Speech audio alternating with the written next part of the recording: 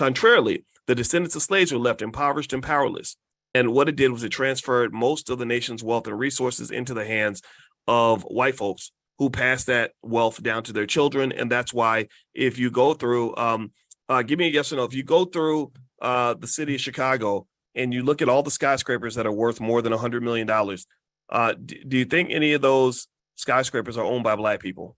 Have you ever seen a $100-200 million skyscraper that was clearly owned by a Black-owned company? There's thousands of them. I mean, it's got to be at least 10 or 20 or 30 or 50 or 100, right? Are any of the, if you go through downtown Denver or downtown Seattle or downtown New York, do you see $100 million, $200 million, $300 million skyscrapers that are owned by Black people? Yes or no? What do you guys think? Is that what you guys see when you go there, or do you see something different? The answer is no, right? There are no, you don't see this, right? And this is something that we're used to. We just take this for granted. We just assume, okay, white people own everything, right? Well, how did that happen? How was this nation built where one group has everything, one group has nothing? Well, a lot of it obviously can be seen in history. When you think about, for example, Juneteenth, we're taught to celebrate Juneteenth. And I'm not going to say that there's nothing to celebrate, right? There were some benefits from being moved from being unpaid slaves to being paid slaves.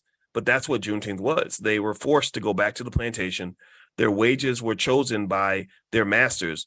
And then they went from being slaves to sharecroppers. And sharecroppers are basically people that have so much debt that they'll never work themselves out of debt. So you're pretty much stuck forever.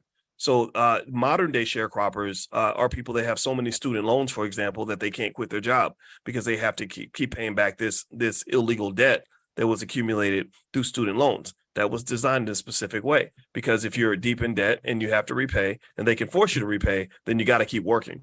And capitalism needs people to do the work.